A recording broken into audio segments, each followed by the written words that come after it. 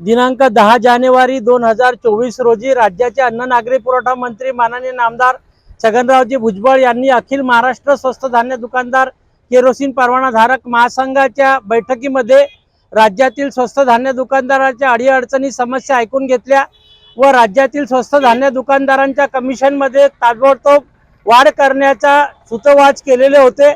परंतु जानेवारी उलटून गेला, आज जुलै महिना लागत आहे तरी आजपर्यंत याच्यावर कोणताही राज्य शासनाकडून निर्णय झालेला नाही किंवा चर्चाही झालेली नाही। मध्यंतरीचा काळ हा आचारसंहितेचा काळ गेला हे आम्ही मान्य केलं, परंतु आचारसंहिता उठल्यानंतरही राज्य शासनाने कोणतीही दखल न घेतल्यामुळे अखिल महाराष्ट्र स्वस्त धान्य दुकानदार केरोसिन परवानाधारक महासंघाच्या वतीनं राज्यभर स्वस्त धान्य दुकानदारांच्या आंदोलनाचा पवित्रा घेतलेला असून दिनांक 26 जून 2024 रोजी राज्यभर सर्व तालुका स्तरावर धरणे व निदर्शने आंदोलन करण्यात आला।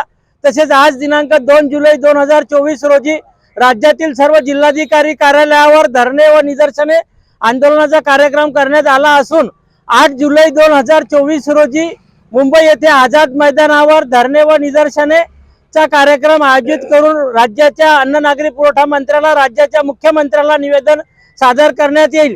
त्यावरही निर्णय न झाल्यास राज्यातील स्वस्त धान्य दुकानदार 1 ऑगस्ट 2023 पासून बेमुदत बंद राहतील याची राज्य सरकारने नोंद घ्यावी अशी महासंघाने विनंती केलेली आहे।